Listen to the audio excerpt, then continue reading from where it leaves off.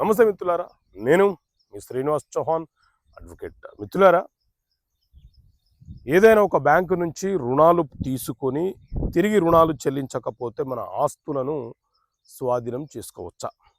మిత్రులారా, ఎవరైనా ఒక వ్యక్తి తన స్థిర చర ఆస్తులను కుదువపెట్టి ఏదైనా ఒక ప్రైవేటు లేకపోతే ప్రభుత్వ లేకపోతే ఇతర సంస్థల నుంచి రుణాలను పొందిన తర్వాత ఆ రుణాలను తిరిగి చెల్లించకపోతే 3 నెలల కాలం పాటు క్రమానుక్రమంగా వాయిదాలు చెల్లించకపోతే బ్యాంకు వారు నోటీసులను జారీ చేసి మన ఆస్తులను స్వాధీనపరచుకోవడానికి వేలం వేయడానికి అవకాశం ఉంటుందని ఈ సర్ఫేసీ యాక్ట్ 2002 అనే చట్టాన్ని తీసుకొచ్చినారు.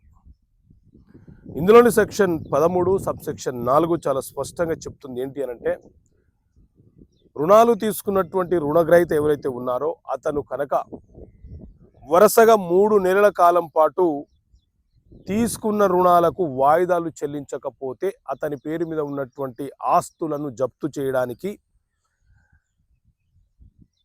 రుణాలు మంజూరు చేసినటువంటి సంస్థ నోటీసులు జారీ చేసి వారి ఆస్తులను జప్తు చేసే అవకాశాన్ని ఈ సర్ఫేసీ యాక్ట్ 2002 వారికి కల్పించింది.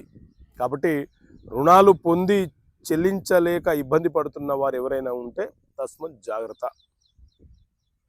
ఓకే మిత్రులారా, థ్యాంక్ యూ. జై హింద్.